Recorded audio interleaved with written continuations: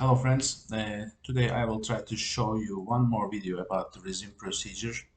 The importance of this patient, it's a relatively larger prostate, like 90 grams. He has bilateral kidney enlargement, hydronephrosis. The kidneys are affected because of the prostate enlargement. He couldn't empty his bladder properly, so the kidneys are swollen too. In such cases, Rezum procedure is easily performed because also the patient has some problems with the anesthesia. He had three stents in his cardiac vessels, and the anesthesia want us to keep it short, and we prefer to do a Rezum procedure. So this is the entrance of the procedure. You see, this is our famous tool, Rezum, and there's a yellow tip that you see in the screen. There is a camera. We put a camera from this hole inside, and we see everything. Just we go inside with this device. The first initial part of the procedure, we examine the bladder. Here you see diverticuli. The bladder is unfortunately too much affected, and it lost its normal appearance. There are too many bulks of muscles and cellus and diverticulars. These are the transformation of the bladder from a normal stage to an abnormal stage. So we try to investigate all of the bladder in order to understand that there is no tumor and no other problems, and it's good to see the diverticuli before the operation. After this investigation, let me a little fast forward. The second step is to measure the distance of the prostate inner tube. I mean, to plan the numbers of injections, steam injections that we will make, we measure the length of the prostate.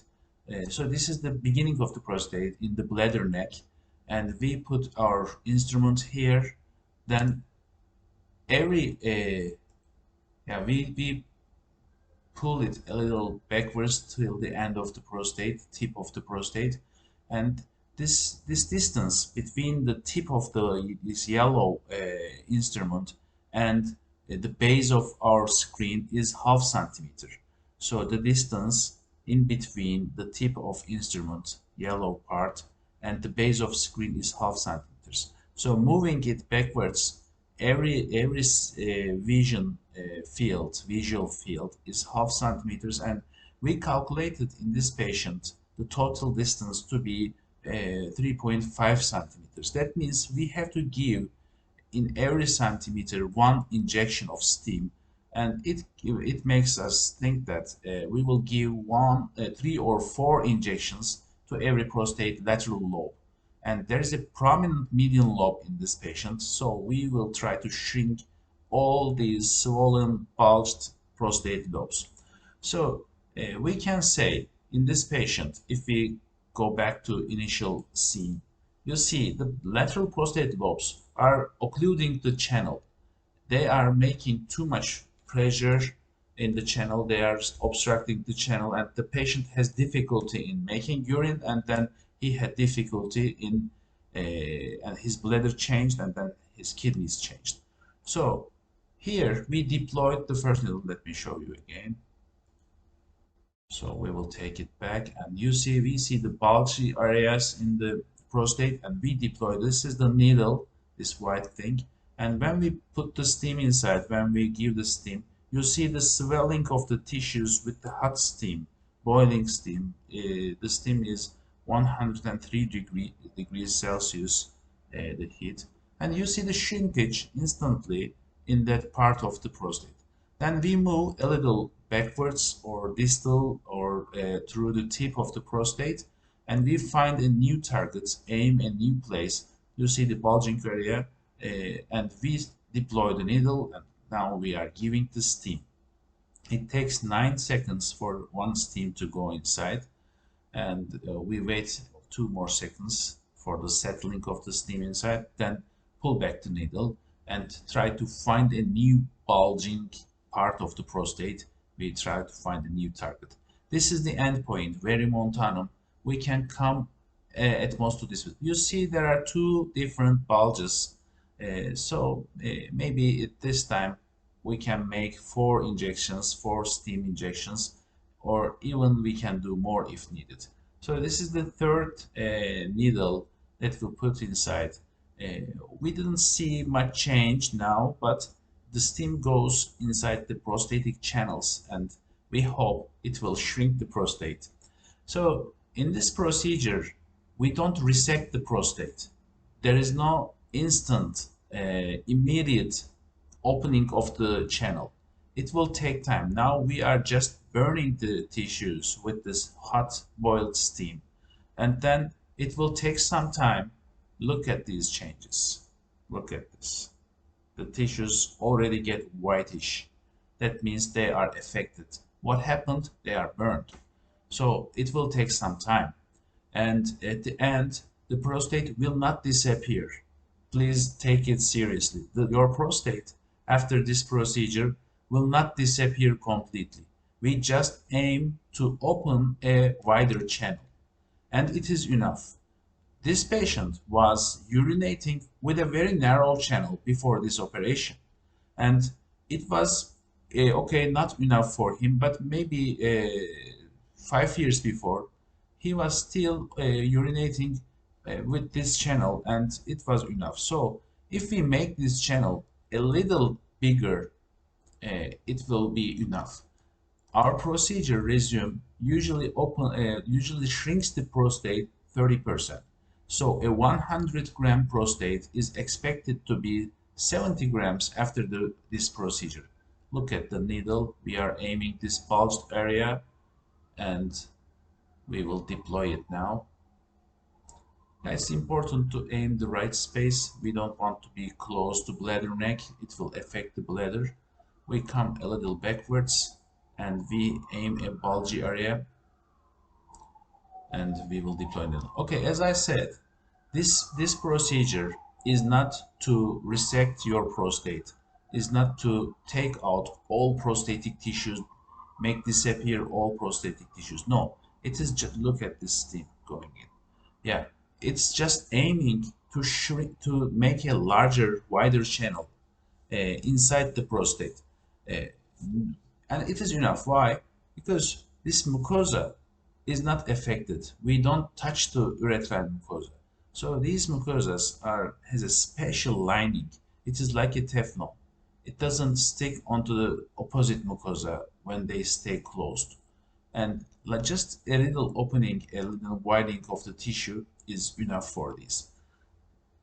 But in conventional procedures, holmium laser enucleation or TURP or plasma kinetic operation, we have to really open widely, because when we resect the mucosa of the urethra, now it loses its ability not to shrink to opposite wall. So I mean, not to stick to opposite wall, and they will come together and they will be stuck to each other when the patient is not urinating. But if it is covered with mucosa, Teflon, it will not stuck into each other.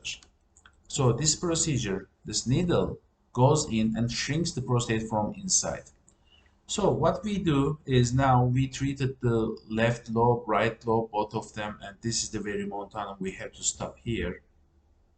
Now I think we will move to median lobe. Median lobe is very important because it is making too much obstruction, and we are making controls. So in our video, now we are in the 10th minute, like 11th minute. There's a bulge. I think I will shrink this too. So we begin to the needle steam injections at the 5th minute.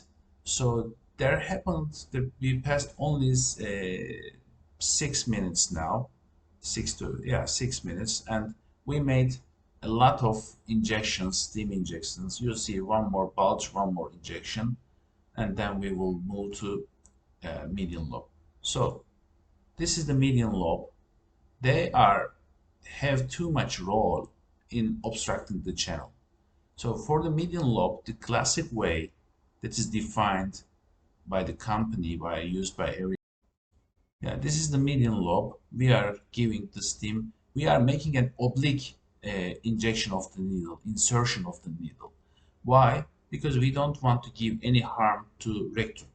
So at that part, you see we did an oblique injection and we give the steam. But still, there is a very bulgy lobe, median lobe here. And yeah, it's making me uncomfortable. And I want to get rid of this bulge during inside the operation. So I know it is really too high from the rectum, from the rectal tissues. So I decided to give a direct vertical injection to this median lobe. So when I put the steam, you see the color change of the mucosa, and it's really very effective. It is very effective if you are sure that you will give no harm to it. Look at this. It's shrinked already, and this part is shrinked and this part is still bulging.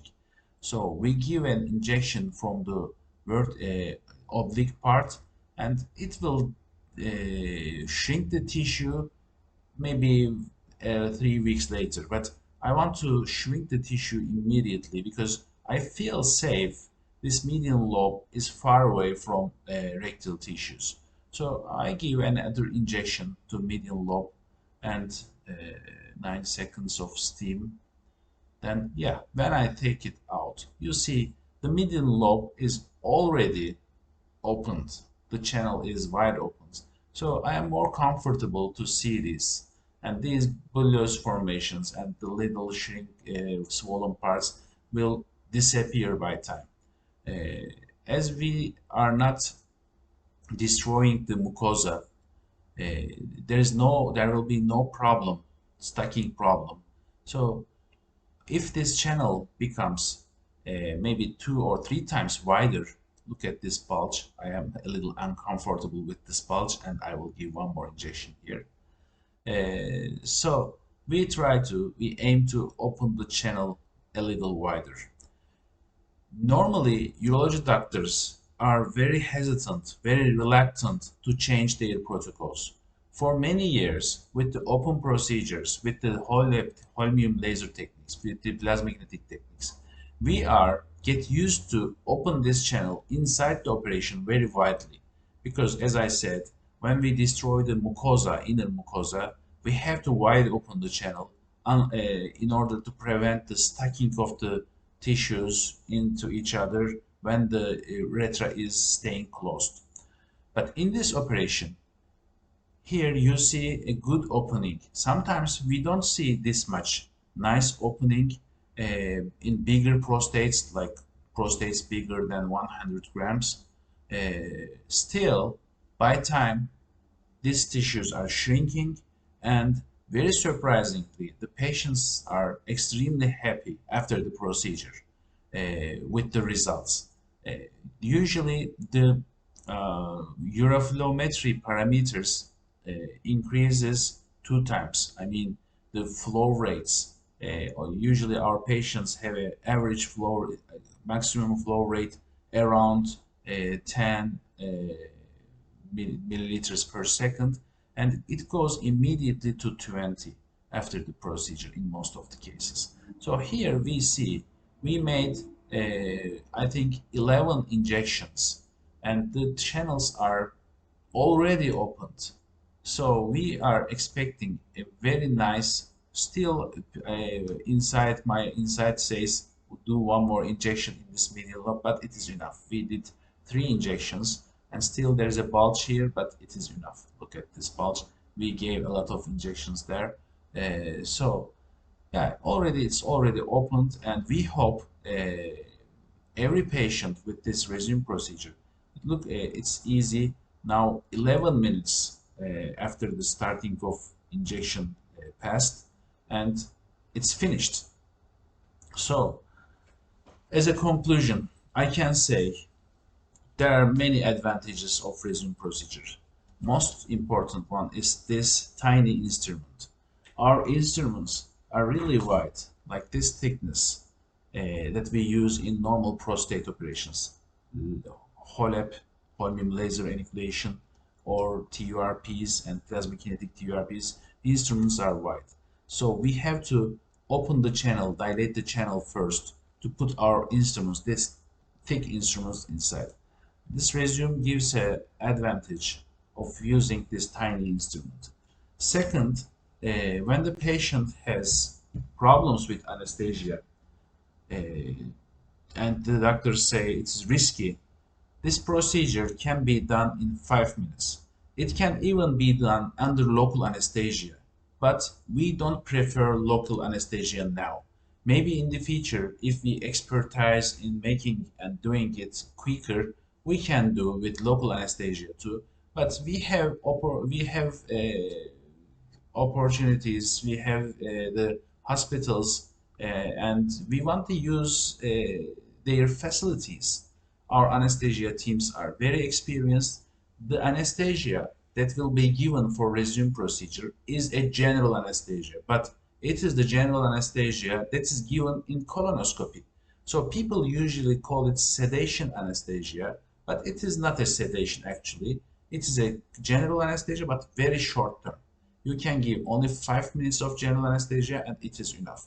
So the risks decreases incredibly, really decreases, because it's a very short term. We can finish in 5 minutes. And who should have this procedure? So anyone having some symptoms with the prostate, maybe it started recently, but in also younger ages, if you are having some symptoms, it's easier when it is done earlier. So getting rid of your prostate has no risk with Rezum procedure. And if you do it earlier, it's easier. These are the advantages. All prostate sizes are we are able to do it. But of course, if the prostate size is smaller, it's more guaranteed, at least in our minds. We can say, okay, this channel will be enough, because in larger prostates, so for example, if prostate is this big, it is different. If it is this big, it is different. The channel inside the prostate may be as the length of the channel maybe as this long, or maybe this long. So when we try to put the needles and try to widen the area, if there is a very long distance, it may be risky to have a success. But still, you have to try this because it's a tiny instrument. The only thing you can lose is time and cost, of course. But directly going into a routine classic procedure have some great risks. That's why all the urology doctors are running away from conventional prostate operations, and we are giving medications as long as the patient can take them. Then if some point comes and side effects are occurring, we go to prostate operation, conventional prostate operations. But for Rezum, now it seems there is no risk. Of course, there may be some risks, but they are tolerable, negligible. The sexual side effects, I don't want to talk about them. Yeah, there is no sexual side effects, no retrograde ejaculation, no interference with the sexual activities, but they are not a problem. For me, the main problem with the conventional procedures are their potential side effects. There may be only maybe 5% side effects, but this 5% is not very low. If it finds you, it affects you, it's not nice. So people in age like 50, like me, we are always hesitant to have prostate operation in young ages. But Rezum offers us a very good solution. So I can recommend everyone with the problems of prostate to get rid of their disease as soon as possible with this very nice instrument. Have a nice day.